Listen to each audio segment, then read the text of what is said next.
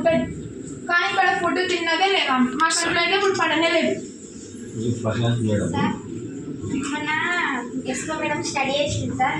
Study చేస్తే 8th class వరకు పద్యాలు నేర్చుకోలేదు సార్. అయితే సావండి చచ్చిపోండి సార్. మాకు ఒక డౌట్ ఈవెన్ ఒక సబ్జెక్ట్ తెలుగు ఎస్ఓ మేడం మాకు లేదు.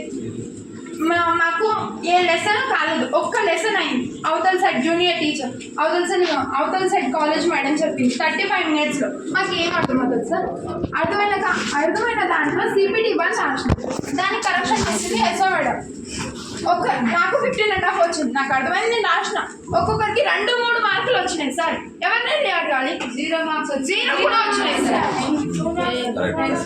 డిజిటల్ క్లాస్ పెడతారు సార్. సమ్మర్ హాలిడేస్ లో ఇక్కడ వైఫై రాదు సార్. డిజిటల్ క్లాస్ పెట్టి సార్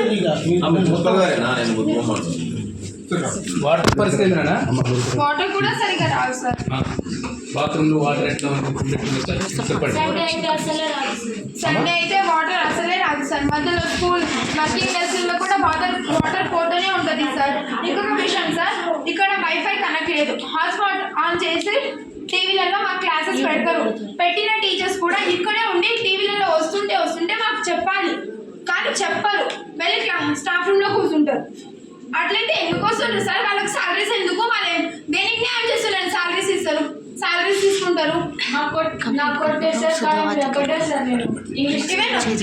ముందు కొట్టిదని సార్, కొట్టి జుట్లు గుంజితే కాళ్ళ కింద పడ్డది.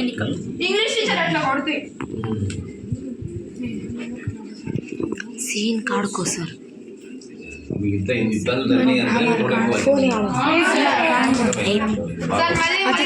సార్ మా వెనకాల ఏ టీచర్ లేదు, ఏ టీచర్ మమ్మల్ని సపోర్ట్ చేయలేదు.